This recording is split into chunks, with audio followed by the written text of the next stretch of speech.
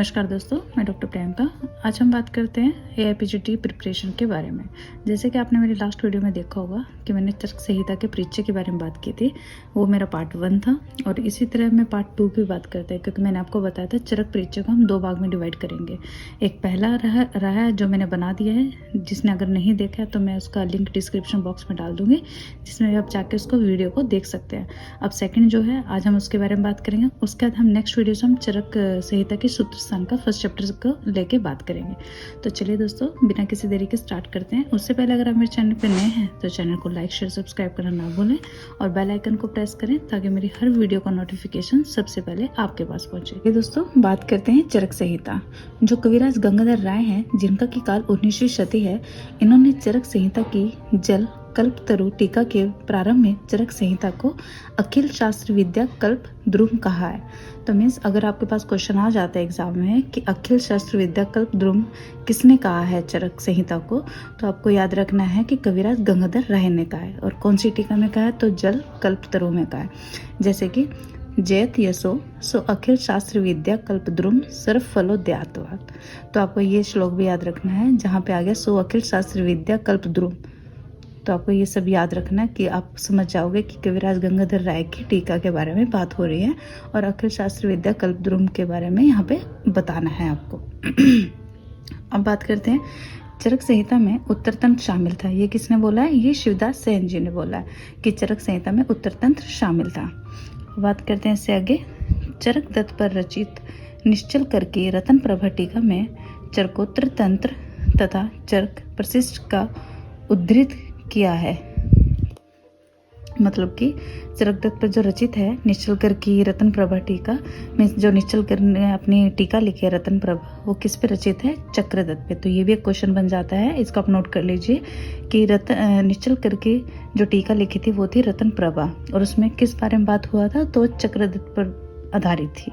तो उनकी टीका में चरक उत्तरतंत्र तथा चरक प्रशिष्ट को ज़्यादा उसके बारे में एक्सप्लेन किया गया है, उसको प्रेजेंट किया गया है। ऐसे ही बृहत्त्रयी में चरक संहिता को मूर्धन्य अर्थात सिर के समान कहा है। तो अगर क्वेश्चन आ जाता है कि किसने मूर्धन्य चरक संहिता को बोला है या किस संहिता में बोला है, तो बृहत्त्रयी में बोला गया है इसको, मूर्धन्य के समान चरक संहिता को। अब इस आगे बात करें तो आचार्य चरक के अनुसार यूनानी चिकित्सा के प्रथम वैद्य कंकायन थे। तो अगर क्वेश्चन आ जाता है कि किसके अनुसार यूनानी चिकित्सा के जो वैद्य थे, प्रथम वैद्य कंकायन थे, तो आचार्य चरक के अनुसार। इसमें हर एक के अनुसार नहीं बताया, सिर्फ ओनली आचार्य चरक के बारे में बात किया गया है। ठीक है, तो अगर ये भी क्वेश्चन आ जाता कि कंकायन किसके प्रथम वैद्य थे, तो यूनानी चिकित्सा के वैद्य थे। अब बात करें, चक्रपाणी बंगाल के लोद्रबली कुल में पैदा हुए थे। क्योंकि ये क्वेश्चन भी एक बार मैंने देखा है कि इसी प्रीवियस ईयर एग्जाम में कि उसमें था क्वेश्चन, चक्रपाणी बंगाल के किस कुल में पैदा हुए थे, तो लोद्रबली उसका आंसर रहेगा। चरक संहिता की विशेषताएं के बारे में, तो सबसे पहले आपको याद रखना है, चरक में संख्या शब्द 5 बार व इतिहास शब्द 2 बार आया है। वैसे तो क्वेश्चन नहीं आता, बट फिर भी आपको याद रखना है इस चीज को। चरक में संख्या शब्द 5 बार व इतिहास शब्द 2 बार आया है। अब आगे बात करें, चरक संहिता की भाषा व शैली उपनिषद कालीन है, जिसके बारे में हमने पहले भी बात किया है, शायद मेरे प्रीवियस लेक्चर वीडियो में है वो, तो आप उसको देख लीजिएगा। अग्निवेश ने मांडुक्य उपनिषद में उल्लिखित ब्रह्म चतुष्पाद सिद्धांत को माना है। कि अगर बोलेंगे ब्रह्म चतुष्पाद सिद्धांत किसने माना है, तो अग्निवेश ने माना है। तो किस उपनिषद का लिखा हुआ? मांडुक्य उपनिषद में लिखित है जो ब्रह्म चतुष्पाद, उसके बारे में। तो चतुष्पाद सिद्धांत है क्या? इसमें क्या होता है? वैश्वानर, तेजस, प्राज्ञ, तुर्य। तुर्य जो है वो इम्पोर्टेंट है, क्योंकि प्रीवियस एग्जाम में आया भी है। तुर्य वर्ड कहाँ यूज हुआ है? तो तुर्य वर्ड वैसे तो 2 जगह यूज हुआ है। एक तो तुर्य शब्द दर्शन ग्रंथों में मन की अवस्थाओं को भी बोला गया है, उसमें से भी एक पार्ट तुर्य है। और दूसरा है चतुष्पाद सिद्धांत। अगर अवस्था बोला है तो वो तुर्य अवस्था रहेगी, जो उसकी दर्शन ग्रंथों की मन की अवस्थाएं हैं। और अगर चतुष्पाद का वर्णन है तो वो तुर्य यहाँ की बात हो रही है। तो वैश्वानर, तेजस, प्राज्ञ, तुर्य, ये 4 पाद ब्रह्मा के कहे गए हैं, जैसे कि आपको ज्ञात हो ही रहा है कि ब्रह्म चतुष्पाद। ठीक है, अब बात करते हैं तुर्य पाद का प्रयोग दर्शन ग्रंथों में मन के 4 अवस्थाओं में भी किया गया है। पहली अवस्था थी जागृत, जिसमें जगह रहते हैं। सुषुप्ति, सोई हुई अवस्था। स्वपन, जो स्वपन लोक में है वो स्वपन निद्रा में है, स्वपन में है। उसका तुर्य, न जागे न ज्यादा सोए, तो वो होती है तुर्य अवस्था। तो समझ गए दोस्तों, तुर्य वर्ड इज वेरी इंपॉर्टेंट, तो प्लीज नोट कर लीजिए इस चीज को। इसके बाद अगर बात करें तर्क संहिता में वेद की तृतीय जाति, पंचमहाभूत, शब्दातु, सिद्धांत ये सब उपनिषद कालीन माने जाते हैं। तो वेद की ये सब सिद्धांत माने हैं, जैसे तृतीय जाति, पंचमहाभूत और शब्दातु। शब्दातु आपको पता ही है, रस, रक्त, मांस, मेद, मज्जा, अस्थि, मज्जा, शुक्र, तृतीय जाति और पंचमहाभूत। तृतीय जाति से हम क्या समझते हैं? तृतीय जाति 3 टाइप, गर्भ में जन्म, प्रसव के पश्चात जन्म, मृत्यु के पश्चात पुनः जन्म। ठीक है, तो गर्भ में जब बच्चा आता है और प्रसव का जब डिलीवरी के बाद बच्चा का जन्म होता है वो, और एक मृत्यु के बाद पुनः जन्म। तो ये 3 जाति वेद की मानी गई है। अब बात करते हैं अग्निवेश तंत्र की। सूत्र संग्रह और भाष्य के रूप में परिणत होकर चरक संहिता में विद्यमान है। जो अग्निवेश तंत्र है, सूत्र संग्रह और भाष्य के रूप में चरक संहिता में ही विद्यमान है। समझ रहे हैं दोस्तों? अगर आपको कुछ क्वेश्चन हो तो आप बीच में या फिर नोट करके इसको बाद में मुझे कमेंट बॉक्स में पूछ सकते हैं, जिसको मैं आपको क्लियर करूंगी। अब इसके बाद हम पढ़ते हैं, बल ने अग्निवेशकृत ग्रंथ के लिए तंत्र व चरककृत प्रति संस्करण के लिए संहिता शब्द का प्रयोग किया है। तो ये याद रखिएगा, संहिता शब्द का प्रयोग किसके लिए किया है? और तंत्र के लिए, तंत्र अग्निवेश कृत द्वारा ग्रंथ और संहिता जो चरककृत प्रति संस्करण है। अग्निवेश तंत्र संभवतः सुश्रुत तंत्र के बाद है, तो इसमें धन्वंतरी संप्रदाय का उल्लेख शामिल है। तो मतलब इससे आप समझ सकते हैं अग्निवेश तंत्र संभवतः सुश्रुत तंत्र के बाद वाला टाइम है, क्योंकि इसमें धन्वंतरी संप्रदाय के बारे में बात हुआ है। तो इससे आप समझ सकते हो कि ये कौन सा काल है। चरक संहिता में 14 देश व 68 आचार्यों का उल्लेख मिलता है। तो ये क्वेश्चन मैंने देखा है पहले भी, तो आप इसको नोट कर लीजिए कि चरक संहिता में कितने देशों का वर्णन है? 14, और आचार्य का 68 आचार्य का। कि 14 देश और 68 आचार्यों के बारे में तो पता ही लग गया। अब इसके बाद बात करते हैं, चरक संहिता में 4 सूत्रों को विषय वस्तु में विभक्त किया है। जैसे 4 सूत्र कौन से? गुरु सूत्र, शिष्य सूत्र, प्रतिसंस्कर्ता और ऐक्य। तो ये वेरी वेरी वेरी इंपॉर्टेंट है, तो आप इसको नोट डाउन कर लीजिएगा। अब गुरु सूत्र की बात करें, एको अपि अनेका नाम संज्ञा लप्ते कार्यरंतरणी कुर्वने, मतलब कि एको अपि, जहाँ एक की बात है तो गुरु एक होता है, शिष्य अनेक होते हैं। तो जहाँ एको अपि अनेकाम संज्ञा लभते, तो वहाँ पे आप याद रखिएगा इस, क्योंकि सूत्र रूप में भी आ सकता है। किसके बारे में बात होती है? तो गुरु सूत्र की बात आ रही है। कार्य हमेशा गुरु ही करते हैं। एको अपि अनेका नाम संज्ञा लभते कार्यांतरानी कुर्वनम। ठीक है। अब शिष्य सूत्र की बात करें तो नितानी भगवन पंचकशायतानी पुर्यनते तानी तानी अवंगानी संप्लवंते तेषु तेषु कषाय स्थिति। तो नितानी, नितानी जब बहुवचन, और पंचकशायतानी भी।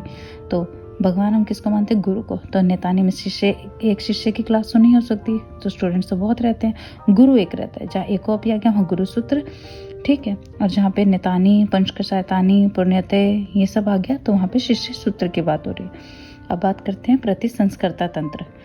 तमुवाच भगवान आत्रेय, अगर भगवान आत्रेय ये आ रहा है, तुम भगवान आत्रेय आ रहा है, तो प्रति संस्कर्ता तंत्र की बात हो रही है, मीन्स सूत्र की बात हो रही है।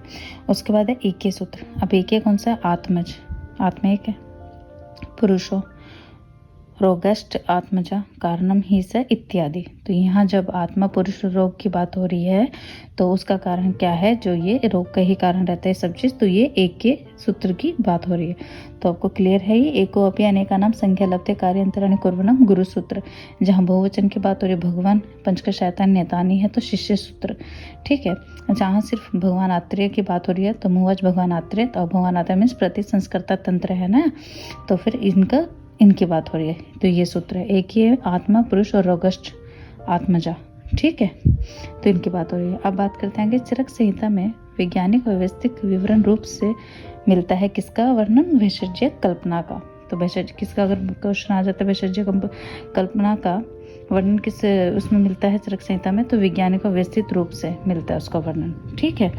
अब बात करते हैं आचार रसायन। आचार रसायन चरक की किसकी देन है? चरक की मौलिक देन है आचार रसायन। अब बात करते हैं बौद्ध सम्मत स्वभावोपरमवाद प्राकृतिक चिकित्सा का मूल है। बौद्ध ने बोला है स्वभावोपरमवाद प्राकृतिक चिकित्सा का मूल है। कहाँ बोला है? चरक सूत्र स्थान के 16वें अध्याय में 27वें श्लोक में।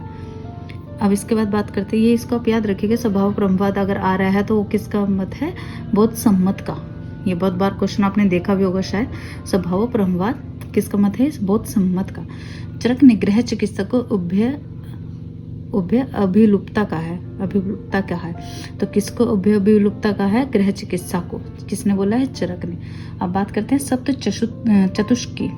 सप्त चतुष्क के रूप में सूत्र स्थान का वर्णन किया। आपको पता ही हो गया बात, 4 चैप्टर्स के चतुष्क बनाए हैं, तो इनके अंदर सब इसके चैप्टर्स आ जाते हैं। अभी हम चतुष्क की बात करते हैं। चैप्टर्स के बारे में आपको एक सेपरेटली बताऊंगी, फिर इनको उसके साथ बताऊंगी। तो भेषज सबसे पहले जो फर्स्ट 4 चैप्टर है जिसमें औषध और भेषज के बारे में बताया, तो उसको बोलते हैं भेषज या औषध चतुष्क। उसका 5 से जो 8 अध्याय हैं उनको स्वास्थ्य चतुष्क बोलते हैं। उसका 9 से 12 अध्याय को बोलते हैं निर्देश चतुष्क। उसका 13 से 16 जो अध्याय है वो कल्पना चतुष्क के अंदर आते हैं। अब 17 से 20 अध्याय हैं वो रोग चतुष्क के अंदर आते हैं। उसका 2 योजना में आते हैं 21 से 24। उसका 25 से 28 आते हैं अनपान चतुष्क में। जो लास्ट में 2 रह जाते हैं वो संग्रह 2 अध्याय, जो कौन कौन से है वो 10 प्राणायतन और अर्थ 10 महामूल्य अध्याय है जो। ठीक है, क्योंकि कई बार क्वेश्चन आ जाता है कि चरक का 15 चैप्टर कौन से चतुष्क में होता है, तो आपको ये याद रखना है। आप इसको कैसे याद रखेंगे, पहली बात तो मैं आपको बता देती हूँ कि इसको याद करने का तरीका।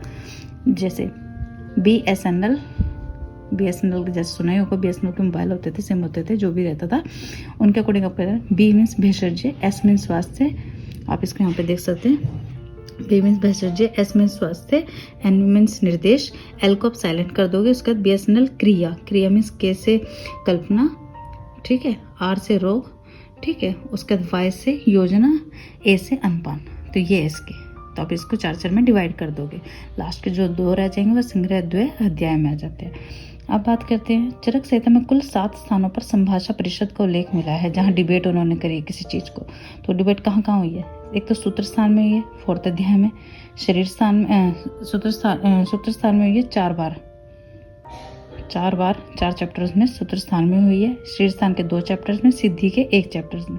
तो ये संभाषा हुई है, मीन्स किसी टॉपिक पे उनके वार्तालाप होना कहीं आचार्यों का।